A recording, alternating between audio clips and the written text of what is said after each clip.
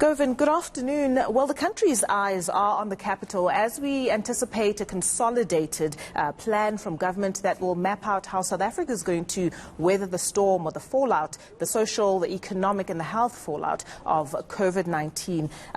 The question that I guess you'll be interrogating and unpacking as well for us is just how many struggling or dysfunctional municipalities are going to be able to implement this plan that will be put forward by government. Indeed, whatever plans are consolidated and agreed on here at this urgent cabinet meeting, which was called by the President, will have to filter down to the different levels of government. We're joining you now from the Union Buildings here in Pretoria, where the President has called that meeting not only to get the consolidated presentations from his different ministers regarding the government's response to the COVID-19 outbreak, but also to get a clearer picture of what it looks like at the moment. We know that at least 1,500 people have been tested by the health department, and of that 1,551 of them have confirmed to have the coronavirus.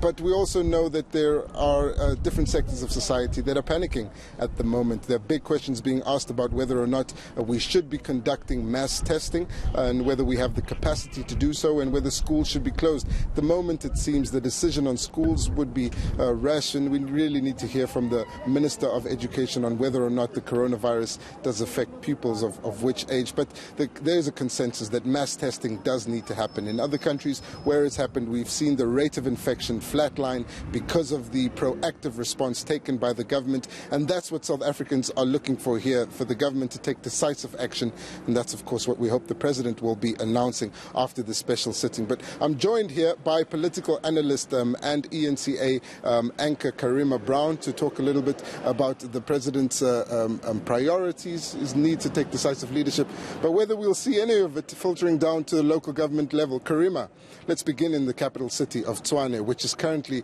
under a process of administration. It's the headquarters to the second most number of embassies in the world after London, and it's a city where we don't know if the government's plans to fight the coronavirus will be implemented at a local scale. It's a dangerous mix that really provides a cocktail of risk at the moment, doesn't it? You hit the nail on the head, Govan. It is a city that is rudderless, it is leaderless, it doesn't have an executive mayor. So it doesn't matter what the President announces later on in the day. How is Tshwane going to be implementing it? If you look at the services that are likely to be affected, the changes that need to be made, you need to do it where the tire hits the tower, and that's municipalities. And here you have the administrative capital, Tshwane, not being able to cohere. So what is going to be required? The first order of business in Tshwane is that you're going to have a municipal government that is legitimate, that can function, and that can actually deal with the disease as soon as possible.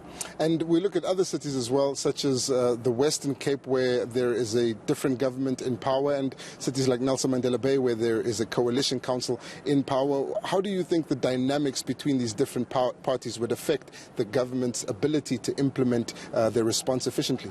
On paper, Govan, we have what is called cooperative governance, right? And we have what is called concurrent power. So you would have things like education and health, you have national competencies, and you have provincial competencies. But what we've often seen, if you look at how the government has responded to other crises, let's say the gangs in Cape Town, there's been this political football between provincial and national governments when the province is run by a different party to the national government that is run by the governing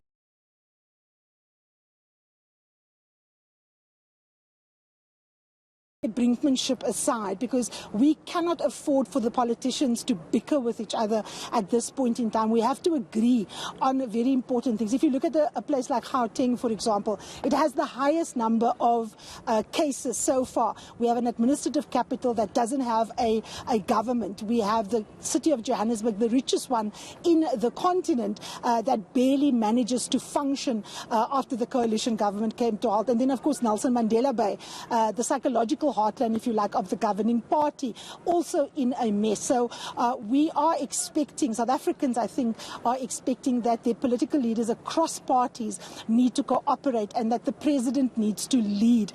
And I think the responsibility is going to fall on all these councils to cohere as quickly as possible to be able to have instruments through which they can put the plans into place. Lastly then, Karima, the question that we touched on earlier was all of this is going to require massive amounts of money. We've seen some donations coming in from from countries such as Germany. But as these things stand, do you think there's room to get that the other money that's short, or is it available?